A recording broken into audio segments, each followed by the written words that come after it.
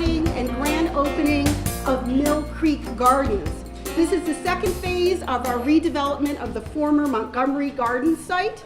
And the first phase was Catherine Todd Senior Living Center, which sits right next door. This new community, Mill Creek Gardens, sits where buildings were demolished in 2016. It's comprised of 126 bright, modern apartments. 121 of them are affordable for Jersey City residents. Leasing has begun, and all apartments here will be completed in the next several weeks. We co-developed this community with the Michaels organization, and I hope you agree that it's a beautiful place to call home. We at Jersey City Housing Authority are so pleased to be able to offer these new affordable homes to the community of Jersey City, and incredibly thankful to everyone who helped make this vision a reality. We would not be here without the support and guidance of HUD, the Department of Housing and Urban Development, Mayor Stephen Fulop, the City Council, and the City of Jersey City. We have many important people here in the room to thank and recognize today. And specifically, I want to recognize and thank our guests, Lynn Patton, the HUD Regional Administrator, for joining us, and Maria Mayo Massano, the HUD New Jersey Field Director, and all of the HUD staff in New Jersey and DC for their guidance and support. I also want to recognize Mayor Stephen Fulop for holding this ribbon cutting and all of the support that we've received from the City of Jersey City and his office. We are also grateful for the strong partnership of the Michaels organization, and pleased that John O'Donnell, the CEO, is here today, as well as the fine work of Prestige Building Company and WRT, the design, the architects. This work would not be possible without the support and vision of our GCHA Board of Commissioners. Vice Chair Anissa Abdullah is here, along with Commissioner Reginald Jones and Jeff Dublin. And I also want to thank the dedicated Jersey City Housing Authority staff, which worked very hard to help make this vision a reality. Specifically, I want to thank Stephen Sia, Director of Development, and our Chief Architect, Sandy Santos Cisneros. And also, I want to thank our residents for their support and patience and confidence in us as we work to improve the quality of their homes through redevelopment.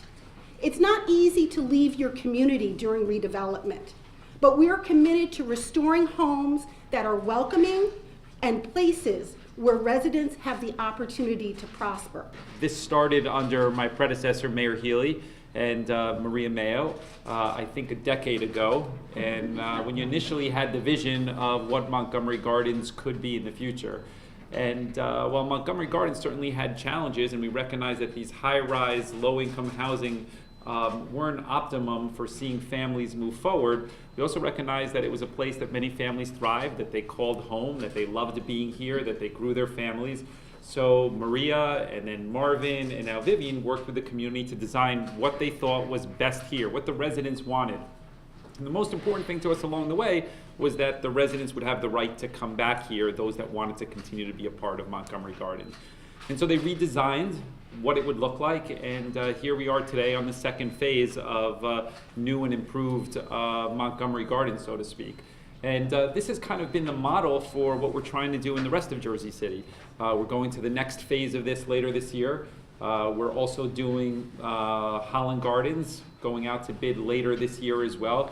And the goal with that as well is to work with the community hand in hand to make sure that the community feels comfortable in what we're going to build here. Today, 121 families don't just have affordable housing, they have stability, they have hope, and again, finally, that bridge to opportunity. And that is no small thing. It is life-changing and the embodiment of the long-pursued dream that a brave reverend once spoke of on the Washington Mall.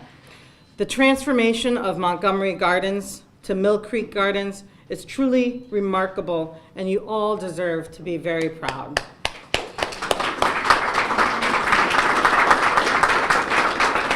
Thanks to the mayor, Jersey City has been developing rapidly and continues to be a place for everyone. In fact, my best friend actually lives around the corner from here, so you may see me in this neighborhood often.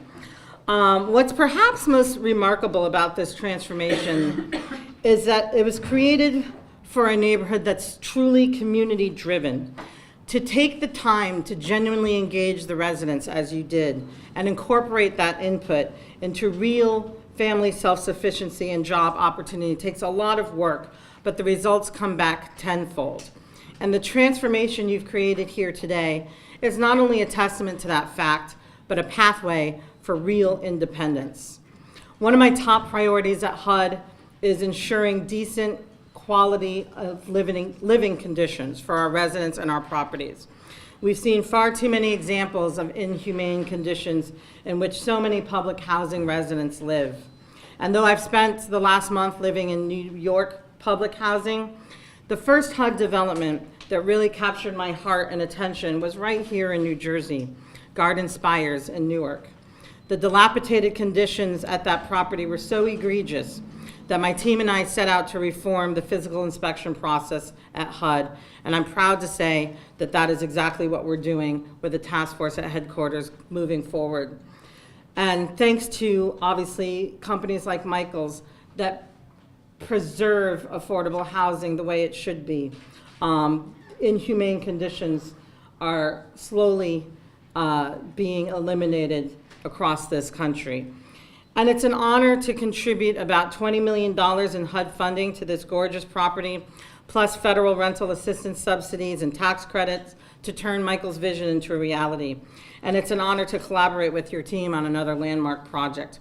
HUD will continue to work with New Jersey stakeholders, elected officials, and residents of this great city on so many more projects in the future. When you leave a place, it's always hard, but it's wonderful knowing that the Housing Authority is in great hands, and I thank you for that. Being a, I am a Jersey City kid, born and raised, educated here, and want to thank the residents. That was the toughest part of this, as an all redevelopment, is how do you engage the residents, knowing that this is difficult. This is your home, and it was difficult. But I'm pleased that, in fact, you'll have a great unit to live in, that you will make it your home. Yeah. And I bless you all, and thank you for allowing me, Lynn, to say a few words. Thank you so much. I really appreciate it. It takes a lot of hours from a lot of people. It's a true collaboration by many parties involved. And Maria, I remember sitting down lots of years ago, with the residents in our first phase, and it was, 10 years ago. So it's fantastic. So the mayor's guidance, Vivian, Stephen from the Housing Authority, from the residents, it's awesome to come back here and see the homes built and the lives that are going to prosper here. On behalf of the entire Federal Home Loan Bank of New York, thank you very much for the opportunity to be here. In 2016, we partnered with our member Citibank to award the Jersey City Housing Authority a $1.5 million grant through our affordable housing program for Mill Creek Gardens. And we're all delighted to be here today for the ribbon cutting. And I say we're all because we have a number of colleagues here today, both people who worked on the grant and folks from different departments and functions across the bank. And I think that it really reflects that our housing mission runs through our entire cooperative, from our members to our housing partners and to each department and employee. Our housing mission is part of our strategy, it's part of our culture, and as the affordable housing program is directly funded from our income, it's vital to our performance. Each year, the Home Loan Bank puts 10% of our earnings back into the community through grants to housing initiatives through the AHP. AHP funds are then awarded to our members who submit applications on behalf of project sponsors who are planning to purchase, preserve, or build affordable homes like City did with Jersey City Housing Authority in 2016. We administer the affordable housing program, but it is our members and our housing partners who drive it. The AHP program works because it supports the strong partnerships that exist between committed community organizations, locally focused lenders, dedicated developers, and our elected officials at the city, state, and federal levels, all working together to build affordable housing for all who need it. Creating affordable housing is not easy, but organizations like Michael's and the Jersey City Housing Authority put in the hard work to make safe, supportive, and affordable housing a reality.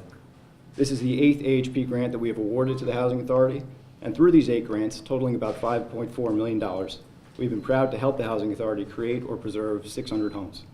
And each time we award these grants, we're reminded of how important a stable, affordable home is, not just to the household, but to the community that recognizes the need and embraces this housing. That work is being done by the Jersey City Housing Authority every day, and it strengthens the Jersey City community every day. It's a community that we're part of. Our offices are just a few minutes away on Hudson Street.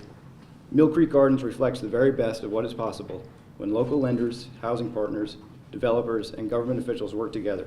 We are proud to support these partnerships and grateful for all of you who have worked to make this a reality today. It's truly an actual honor to come back to Jersey City. I live in San Francisco, California, and I haven't been here in a number of years, although I came back when my father died in 2011 and spent some time looking around. It's really special that this particular development sits and nestled above or at ground level, but behind the Jersey City Medical Center. And I will say that I was born in Margaret Haig Hospital, and my father spent innumerable hours during my childhood as a resident at the Jersey City Medical Center. He was the first black man to ever have served at the Jersey City Medical Center. And he and my mother came and started their family. My sister is here also representing the family. And my daughter, Verna Patti, also. So that's the entirety of our small representation here. I wanted to just say a few things. I wanted to thank the mayor. I live in California, but I actually have heard of you. And I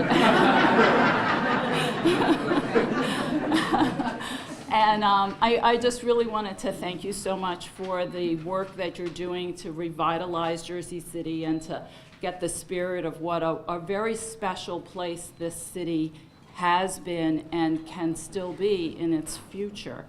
And I also wanted to thank Vivian, because as the head of the Jersey City Housing Authority, it's such a difficult task to kind of get together the money, the politicians, and to also have the vision to make sure that the people that live here and the residents and people who, I'm going to twist it a little bit, are patients. And I'm a physician, and my father, of course, was a doctor. And he was a doctor here in Jersey City. He spent his entire life in Jersey City for more than 61 years. My father never went to Europe, never went to Asia.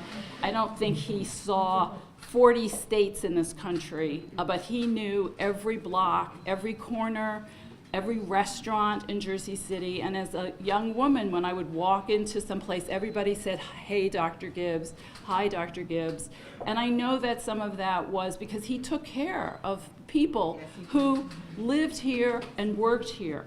And he took care of anybody. And that's one of the things about the medical profession.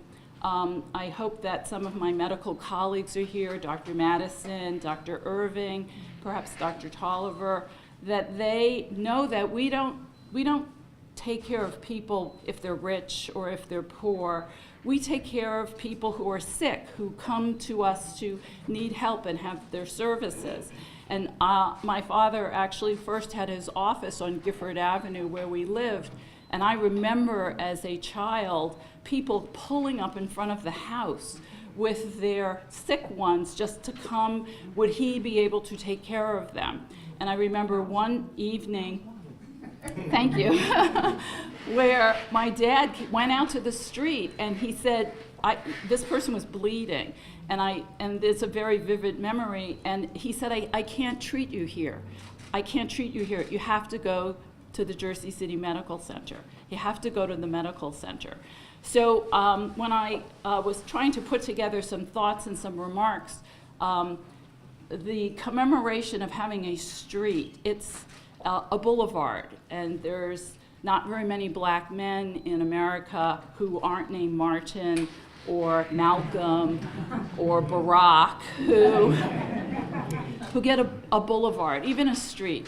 And when my dad died, I remembered reflecting. I said, wouldn't it be cool if we could find I was looking for maybe a little alleyway or a small place that we could find or to commemorate him. And it was quite a surprise in 2017 when I received a letter from the Jersey City department, not sure which one, that said that there had been an ordinance that was passed that they were going to have a Jonathan C. Gibbs Jr. Boulevard in this new development called Mill Creek Gardens. None of that made any sense to me because as a longtime Jersey City person, it's the will, but the way comes through the political aspects and those interests. And I was actually afraid that maybe even if they built it, they would forget by the time they built it that indeed there was going to be a street that might have my dad's name on it. And so when I got the notice a few months ago that this was real, this wasn't just the words on an ordinance, that there really was going to be a street, we were really, really, really quite overjoyed. And I'm really honored to be able to represent the family. So I want to close with a vision. When my parents moved here, Jersey City wasn't quite as broad-minded, I think, as it is now. And on the street where we lived, my mom and dad wanted to have a house. And my dad was a resident at Jersey City Medical Center. And when they wanted to buy a house, there was no bank in Jersey City that would give them a mortgage. And my dad bought the house on Gifford Avenue. And the next door neighbor, when they found out that there was going to be a black family moving next door, built a stockade fence between my property and their property. And everybody always, I lived a wonderful block. I walked to public school, PS 17. I have zero bad feelings about growing up in Jersey City. But I remembered the fence because it was such a part of our upbringing that we played in our backyard. But there was always this big, tall fence. And I subsequently moved, I myself became a physician. I'm a surgeon, like my dad. And I went to the University of California after I finished my training at Duke, and I went to Harvard, and I did all those things that modern young people, I guess, do. But I came back to Jersey City one time, and I stood in the backyard, and I couldn't figure out what was different. And then I realized that my next door neighbors, new neighbors, had taken down the fence.